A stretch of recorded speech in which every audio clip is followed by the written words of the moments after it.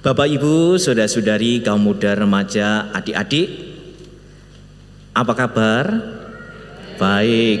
Bahagia aku ikut Kristus. Itulah harapan saya, semoga kita selalu dalam keadaan bahagia. Aku ikut Kristus. Dimanapun, kapanpun, dalam situasi apapun, kita mestinya bahagia karena Tuhan Yesus menyertai kita.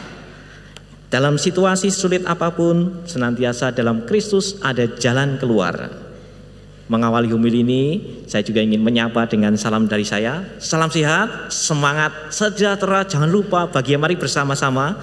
Salam sehat, semangat, sejahtera, jangan lupa bahagia. Ini kayaknya masih malu-malu. Mari bersama-sama lebih semangat lagi. Salam sehat, semangat, sejahtera, jangan lupa bahagia. Ini harapan saya, Bapak, Ibu, saudara-saudariku, dalam keadaan sehat, semangat, supaya imunnya meningkat dan juga senantiasa sejahtera, bahagia dalam Kristus tentunya.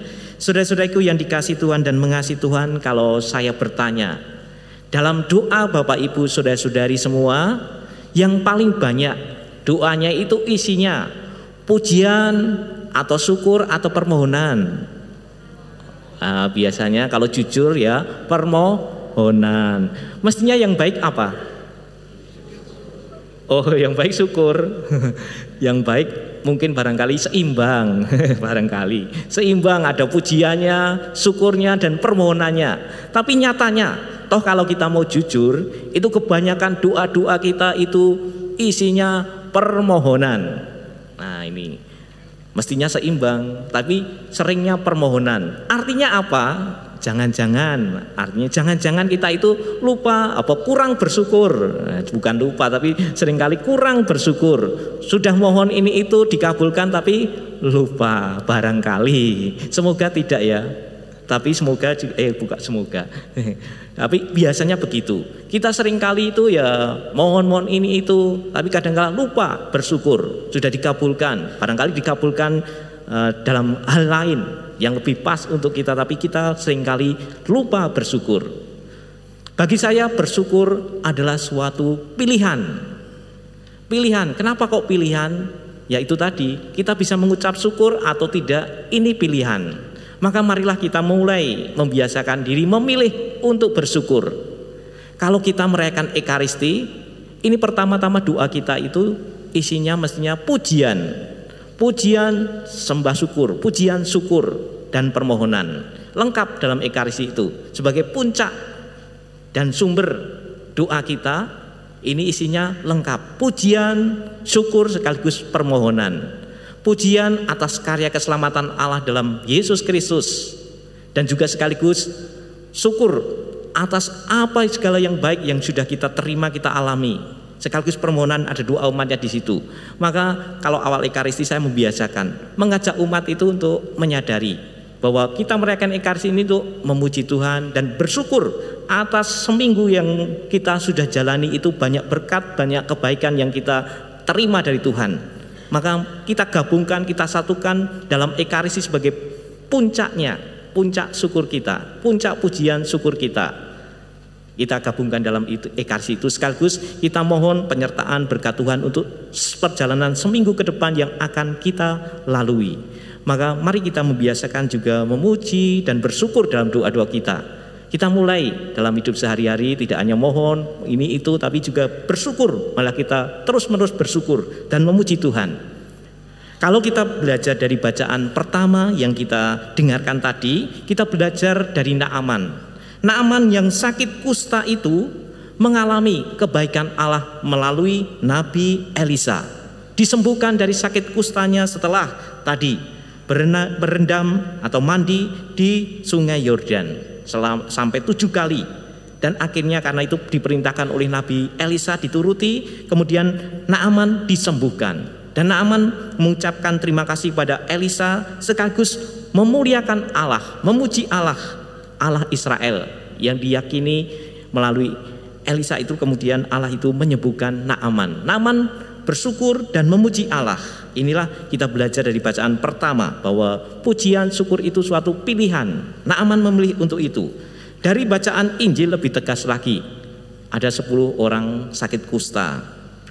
10 orang kemudian datang pada Tuhan Yesus, kemudian dipandang oleh Tuhan Yesus, kemudian mereka disuruh pergi pada para imam bahwa mereka itu telah sembuh.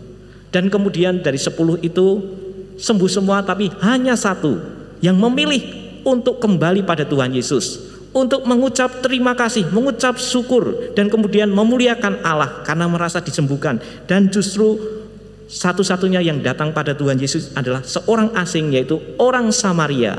Artinya yang 9 tadi justru orang-orang Yahudi, tapi malah tidak bisa menangkap kebaikan Allah, tidak bisa menangkap bahwa yang menyembuhkan adalah Tuhan Yesus.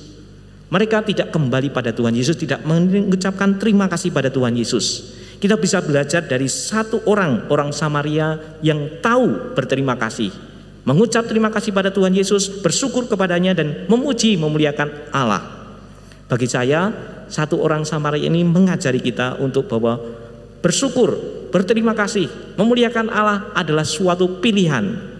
Yang 9 tadi memilih untuk tidak kembali pada Tuhan Yesus, memilih untuk tidak mengucap syukur pada Allah, memuliakan Allah. Maka sekali lagi, syukur, pujian itu adalah pilihan pada kita. Apakah kita mau memilih itu atau tidak? Ada sebuah kisah sederhana. Ada 2 orang pemuda baru saja selesai kuliah. 2 orang pemuda itu ngelamar pekerjaan, diterima di sebuah perusahaan yang cukup besar. Nama 2 pemuda itu, yang pertama namanya Irwan, Ireng Menawan. Nah, itu biasa tokoh Irwan. Yang satunya lagi namanya Topan, T-O-P-A-N. Tampilan oke, pribadi agak naif. Nah, itu si Topan. Dua-duanya sama-sama diterima di tempat kerja sebuah perusahaan besar. Mereka mendapat pekerjaan untuk menjadi distributor alat-alat, itu alat-alat, pokoknya sebuah alat-alat di distributor. Dan untuk mendukung pekerjaan itu, perusahaan ketika menerima Irwan dan Topan memberi sepeda motor untuk mendukung pekerjaan. Diberilah mereka itu sepeda motor Bitmatic. Nah, namun apa yang terjadi? Si Irwan itu berkata demikian, puji Tuhan, baru masuk sudah diberi sepeda motor Bit untuk mendukung pekerjaan. Puji Tuhan, perusahaan begitu memperhatikan, kemudian mengucapkan terima kasih pada pimpinan perusahaan.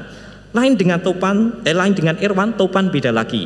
Loh, kok cuma motor Bitmatic? Harusnya yang lebih keren, Mega Pro atau apa, yang motor yang lebih gede.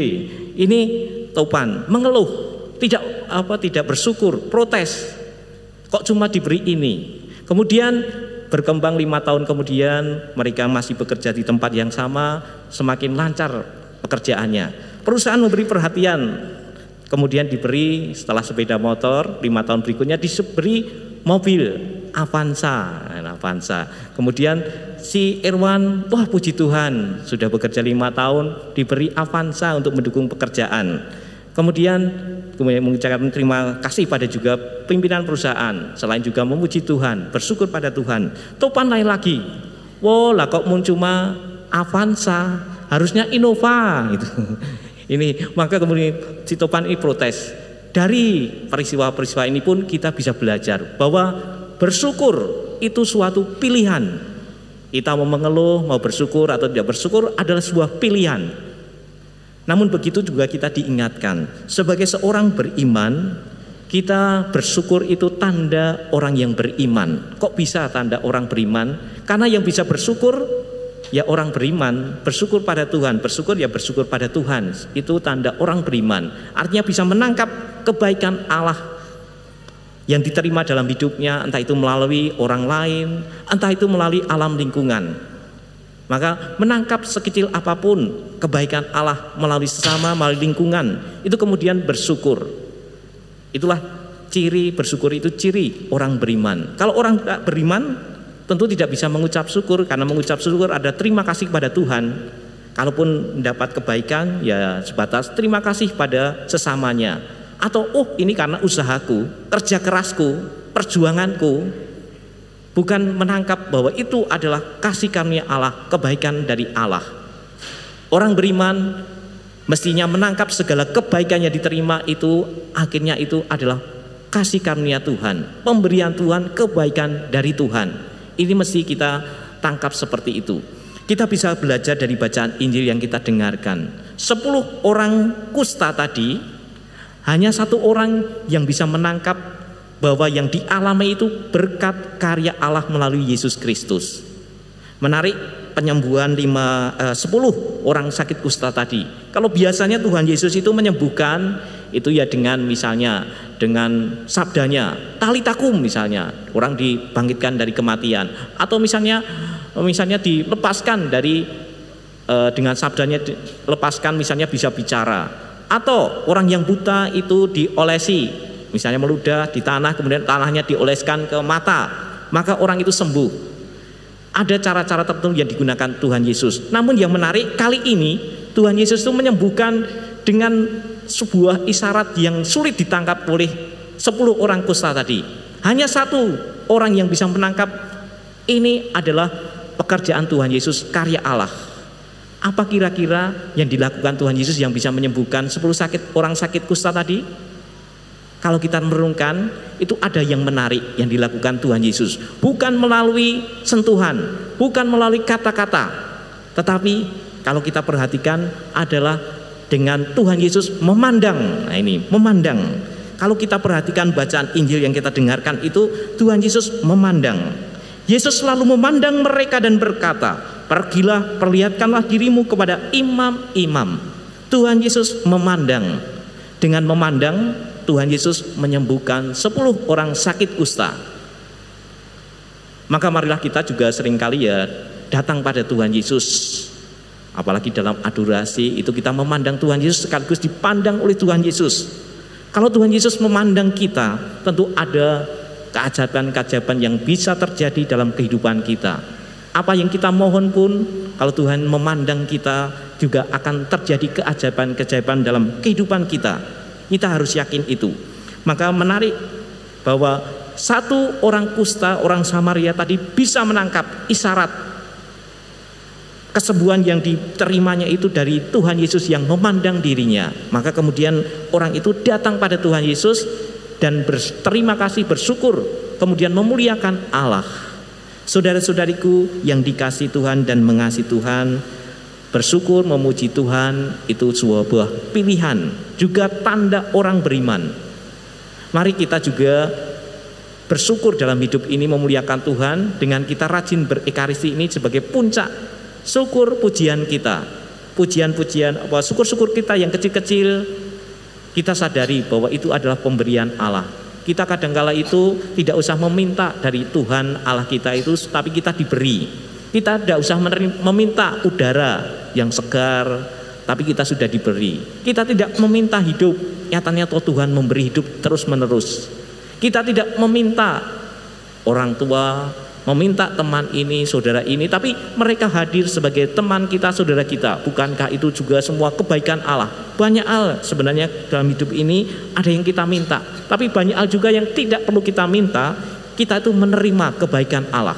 Mari kita sadari kebaikan-kebaikan dari Tuhan itu, kemudian kita bersyukur, mulai terus-menerus mengembangkan syukur, kemudian memuji Tuhan. Apalagi nanti terus kemudian digabungkan, disatukan dalam Ekaristi Kudus sebagai puncak sumber pujian dan syukur kita. Saudara-saudaraku yang dikasihi Tuhan dan mengasihi Tuhan, mari kita membiasakan melalui hal-hal kecil kita bersyukur dan memuji Tuhan. Bangun pagi kita merasakan kebaikan Allah, bersyukur memuji Tuhan. Pagi hari, siang hari menerima makanan, menerima perjumpaan-perjumpaan dengan orang-orang lain, menerima kebaikan dari orang lain. Kita sadari, kita syukuri itu, dan kemudian memuliakan, memuji Tuhan. Memuji Tuhan, memuliakan Tuhan, bersyukur itu selain pilihan juga butuh pembiasaan bagi saya. Butuh pembiasaan. Anak-anak kecil pun juga perlu dibiasakan berterima kasih, memuji Tuhan.